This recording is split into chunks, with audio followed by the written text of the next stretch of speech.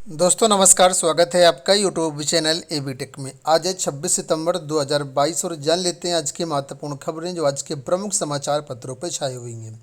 सबसे पहली अपडेट देख सकते हैं उत्तर प्रदेश से कि हजारों पद खाली लेकिन भर्ती में आढ़ता का अड़ंगा। सरकारी विभागों में हजारों पद खाली पड़े हैं पर हर जगह भर्ती में आढ़ता का अड़ंगा है। एलटी ग्रेड शिक्षक भर्ती हो या प्रवक्ता भर्ती हो या एपीएस भर्ती हो या खंड शिक्षा अधिकारी भर्ती हो, इन सभी में आर्ता को लेकर के भ्रम की स्थिति है और ये चीज़ें स्पष्ट नहीं हो पा रही हैं, जिसकी वजह से पदों का अधियाचन मिलने के बावजूद लोक सेवा आयोग विज्ञापन नहीं जारी कर पा रहा है। यूपीपीएससी को एलटी ग्रेड शिक्षकों के करीब 5,418 पदों का अधियाचन मिल चुका है। इसमें पुरुष वर्ग के 3,341 और महिला वर्ग के 2,077 पद हैं।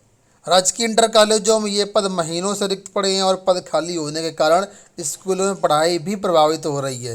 एलटी ग्रेड शिक्षक भर्ती के कई विषयों में समकक्ष आर्ता का विवाद है। आयोग ने माध्यमिक शिक्षा निदेशालय को पत्र भेज करके आर्ता संबंधी निर्देश मांगे हुए हैं। इसी तरीके प्रवक्ता भर्ती के बारे में बताया गया कि राजकीय इंटर कॉलेजों में प्रवक्ता भर्ती भी फंसी हुई है। आयोग को अधियाचन मिल चुका लेकिन समकक्ष आर्ता का मामला इसमें भी है और इसी वजह से इसका अधियाचन मिलने के बाद भी जो विज्ञापन है वो नहीं आ रहा है। साथ में बात करें खंड शिक्षा अधिकारी के, तकरीबन बताया कि 3 दर्जन पदों का अधियाचन आयोग को मिल चुका है लेकिन इसमें भी समकक्ष आर्ता का विवाद है। आयोग ने इन दोनों भर्तियों को भी शुरू करने से पहले संबंधित विभागों को आर्ता का मामला सुलझाने के लिए पत्र लिखा है। वहीं पर एपीएस भर्ती की बात करें तो एपीएस भर्ती जो है करीब 2 साल से अटकी हुई है। अधियाचन मिल चुका है लोक सेवा आयोग को लेकिन ये भर्ती भी आर्ता के विवाद में फंसी हुई है। तो कुल मिलाकर के समकक्ष आर्ता का मामला बहुत सारी भर्तियों में लोक सेवा आयोग की फंसा हुआ और इसी वजह से विज्ञापन नहीं आ पा रहे हैं। चलिए बात करते हैं दूसरी अपडेट को लेकर के। यहाँ पर देखिए अपडेट है कि परिषदीय शिक्षकों के लिए नई बीमा योजना की तैयारी। जिलों से मांगा गया शिक्षकों से 76 कर्मचारियों का ब्यौरा। परिषदीय स्कूलों के शिक्षकों के लिए नई समूह बीमा योजना लाने की तैयारी है। योजना के दायरे में कर्मचारियों व अधिकारियों को भी लाया जाएगा।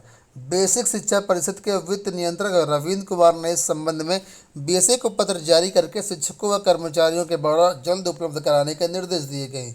आप लोग जानते होंगे कि सभी कर्मचारियों का पहले सामूहिक जीवन बीमा के नाम से कुछ रुपए कटता था, कभी 87 रुपये कहीं कुछ कटता था, लेकिन ये पैसा अभी भी कट रहा था लेकिन बीमा या 2014 में बंद कर दिया गया था एलआईसी की तरफ से। तो फिलहाल जो पैसा कटा है उसके भरपाई कहीं कहीं करवाई जा रही है, कहीं कहीं पर ये कटना बंद हो गया है।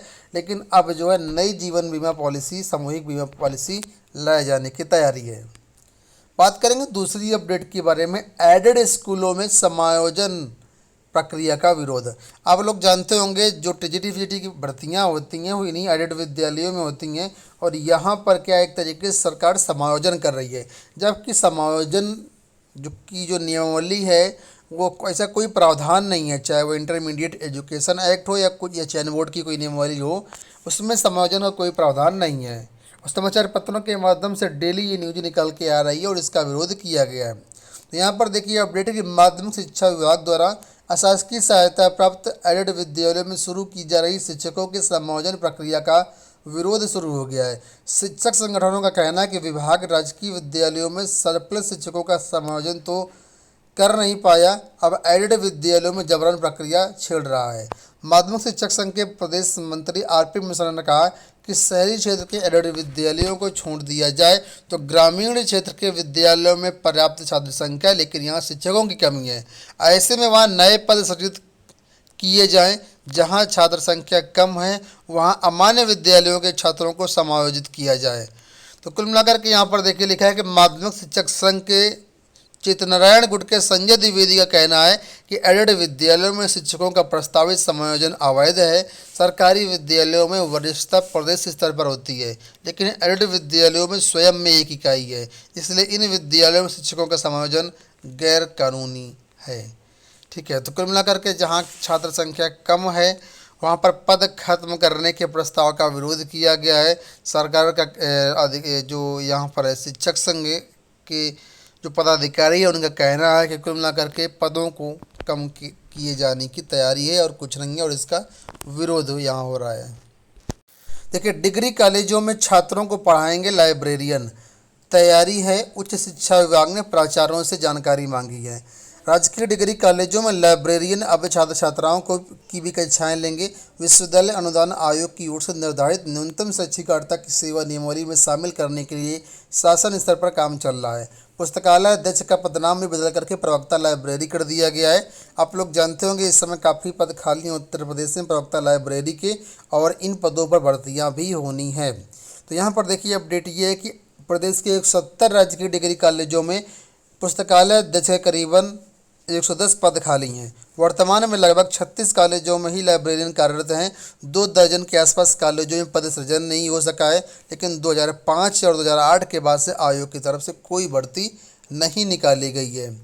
और इसी तरह यहाँ बताया गया एडेड महाविद्यालयों में भी करीब 200 से ज़्यादा पद खाली हैं जिन पर भर्तियाँ नहीं हो रही होती। आने वाले टाइम पर इन पर भर्तियाँ होंगी। बात करेंगे हम लोग जूनियर एडेड हाई स्कूल शिक्षक भर्ती के बारे में। लिखा कि संशोधन में 23 नंबर तक बढ़ोतरी। केस 1 की बात यहाँ की गई है कि एडेड जूनियर हाई स्कूल शिक्षक भर्ती की अभ्यर्थी सोनाली यादव को 15 नवंबर 2021 को पहली बार परिणाम जब घोषित किया गया तो 88 नंबर मिले थे। ओबीसी वर्ग में होने के बावजूद वो फेल थी, लेकिन परिणाम में अनियमितता की शिकायत के बाद हाईकोर्ट के आदेश पर जब संशोधन हुआ तो सोनाली के नंबर बढ़कर 111 हो गए। पहले जहाँ वह नौकरी के रेस से बाहर थी, वहीं अब उन्हें शिक्षक बनने की उम्मीद है। केस 2 के बारे में यहाँ दिया गया कि अंग्रेजी भाषा से परीक्षा देने वाली वंदना शर्मा को पूर्व में 118 नंबर मिले थे, लेकिन संशोधित रिजल्ट में उनके परिणाम 127 हो गए। इसके अलावा और भी कई अभ्यर्थियों के नाम हैं, जिसमें एक अभ्यर्थी है अंतिमा शुक्ला, 103 से बढ़कर के 22 नंबर हो गए, 122 हो गए। अभिषेक त्रिपाठी 111 से बढ़कर के 122 हो गए। वहीं पर अमन मिश्र विज्ञान वर्ग के 97 से बढ़कर के 109 नंबर हो गए हैं। तो कुल मिलाकर के बहुत सारे छात्रों के यहाँ पर नंबर बढ़े हैं, 23 नंबर तक यहाँ पर बढ़े हैं। अब इसमें आगे ज्वाइनिंग की प्रक्रिया होगी। ज्वाइनिंग जो होगी निदेशालय से करवाई जाएगी, और निदेशालय के लिए से अभी हाल ही में एक नोटिस जारी की गई जिसकी अपडेट हमने आपको दिया था। और यहाँ पर देखिए नीचे अपडेट किया गया है कि पीएनपी कार्यालय की तरफ से जो परिणाम है वो निदेशालय को भेज दिया गया है। अब सारी प्रक्रिया आपको निदेशालय से ही करनी पड़ेगी। अगर आप जानना चाहते हैं क्या क्या प्रक्रिया होगी, इसका डिटेल्ड वीडियो हमने चैनल पर अपलोड किया हुआ है। फार्मासिस्ट के रिक्त पदों को जल्द भरने की मांग। राजकीय आयुर्वेदिक एवं यूनानी फार्मासिस्ट संघ ने रिक्त पदों पर फार्मासिस्ट की जल्द नियुक्ति की मांग की। मोहन रोड स्थित स्टेट फार्मेसी में हुई बैठक में समस्याओं पर चर्चा की गई। यहाँ पर कहना है कि जल्द से जल्द फार्मासिस्टों की भर्तियाँ की जाएँ। बात करेंगे हम लोग CUET PG रिजल्ट को लेकर के। तो यहाँ पर अपडेट किया गया कि आज आएगा CUET PG का रिजल्ट। केंद्रीय विश्वविद्यालयों की स्नातक पाठ्यक्रमों में दाखिले को लेकर के छात्रों का इंतजार अब खत्म होने वाला है। इसका जो रिजल्ट है आज जारी होगा। ठीक है, 26 सितंबर को ये रिजल्ट जारी होगा। और इसमें आगे की प्रक्रिया की बात कर लेते हैं। तो यहाँ पर देखिए अपडेट है कि नीट PG की काउंसलिंग के लिए रजिस्ट्रेशन आज से। प्रदेश के सरकारी व निजी मेडिकल कॉलेजों में PG की काउंसलिंग के लिए रजिस्ट्रेशन सोमवार से शुरू हो रहा है, जो 8 अक्टूबर तक चलेगा। रजिस्ट्रेशन के बाद MD, MS, MDS की 2800 सीटों पर एडमिशन के लिए काउंसलिंग की जाएगी। ये लखनऊ से अपडेट है। तो दोस्तों ये हो गई आज की सारी अपडेट। इस वीडियो में इतना ही। धन्यवाद।